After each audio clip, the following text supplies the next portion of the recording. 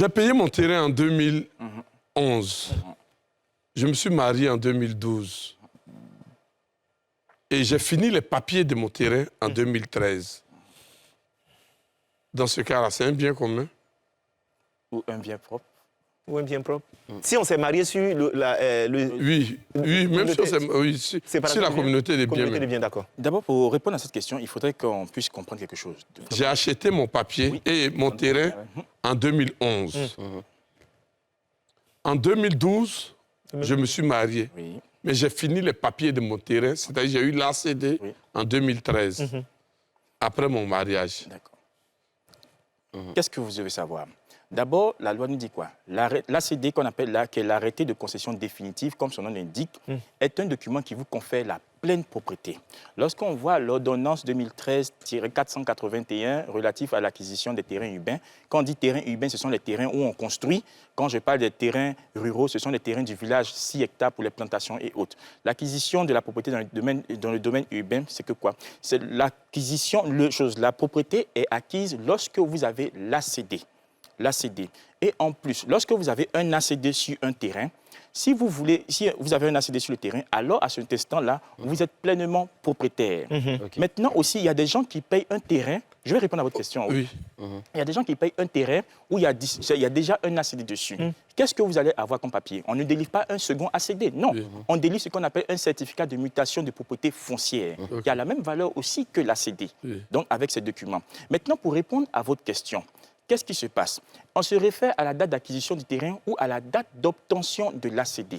Je vais dire Paul et Pierre. Qu'est-ce qui se passe? Je vais dire la date d'acquisition et aussi la date d'obtention. Ça dépend des cas. La vente, un notaire fait une vente. Lorsque vous faites une vente auprès d'un notaire, la vente a un caractère définitif. Un caractère définitif, c'est-à-dire que vous ne pouvez plus partir pour dire que je reviens sur ma position. Par contre, si vous n'avez pas fait une vente avec un notaire, la vente n'a pas un caractère définitif, donc vous pouvez revenir sur vos positions pour dire que je ne veux plus de terrain. Donc, il faut se référer au caractère de la vente. Si la vente a eu un caractère définitif, c'est-à-dire qu'il y a eu chose ça s'est fait devant notaire, alors on va se référer ici à la date d'acquisition. Mais si la vente n'a pas un caractère définitif, parce que les notaires ne sont pas habilités à faire des ventes lorsque le terrain ne dispose pas d'un ACD. Pour faire une vente, quand c'est comme ça, quand ils sont en face d'un terrain qui ne dispose pas d'un ACD, ils font ce qu'on appelle une vente sous conditions suspensives. C'est-à-dire que la vente est réalisée lorsque les conditions seront réunies, c'est-à-dire la délivrance de l'ACD et puis peut-être l'achat total du prix et autres. Donc, on peut se référer à la date d'acquisition lorsque l'acte de vente a un caractère définitif qui est fait devant notaire.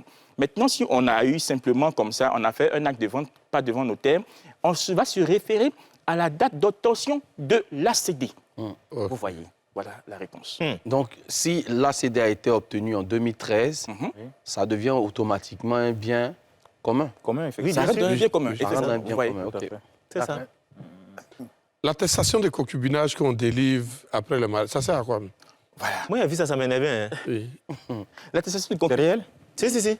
Il y a une attestation de concubinage maintenant. L'attestation de concubinage, vous partez à la mairie, on vous délivre une attestation de concubinage. Ça se fait. Moi, j'ai plusieurs fois. Oui, mais j'ai dit ça sert à quoi? Eh bien, ça sert à qui? Ça sert à quoi? Vous savez, il y a beaucoup de gens qui disent que ça ne sert à rien. Si ça ne servait à rien, pourquoi on délivre? Pourquoi on délivre l'attestation de concubinage? L'attestation de concubinage, c'est quoi?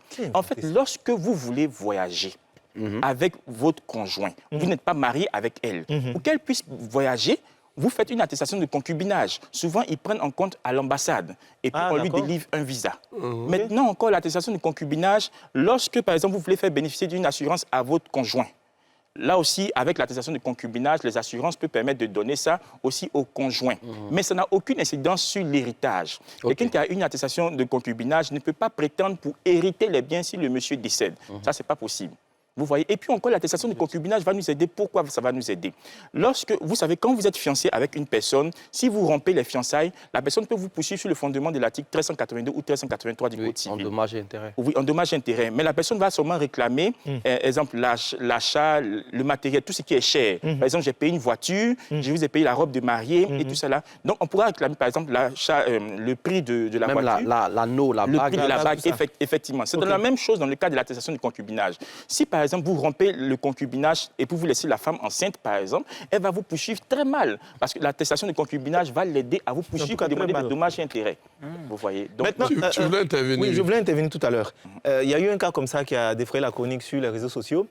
La femme a eu son terrain. C'est un terrain que son père lui a donné, donc c'est un terrain familial. Et puis, comme elle n'avait pas les moyens, elle et son époux, ils ont construit là-dessus. Et les deux se retrouvent en situation de divorce et ils ne se sont pas entendus.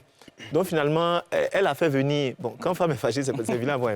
Elle a fait venir les machines. Ah ouais. Et puis, tu vois du triplex comme ça, bien grand là. Ils ont tout cassé.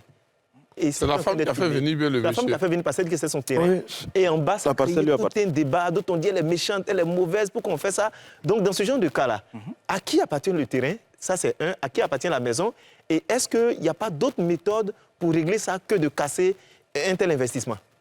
D'accord, je réponds à cette question. La loi, vous savez, comme je l'ai dit l'autre fois, le propriétaire du sol est propriétaire de ce qui est au-dessus. Donc, si vous achetez un terrain, vous achetez un terrain et finalement, vous achetez un terrain, c'est un bien propre, c'est votre nom. Vous mariez et puis maintenant, quelqu'un vient construire, vous construisez. Vous êtes une femme, vous dites que je vais aider mon mari à construire. Mais le terrain sera toujours considéré comme un bien propre parce que le propriétaire du sol est propriétaire de ce qui est au-dessus. Il a acheté son terrain avant votre mariage. Donc, à la limite, si vous avez construit la maison, vous prenez des reçus et autres, le juge va vous dire que la maison appartient à celui qui est propriétaire du sol.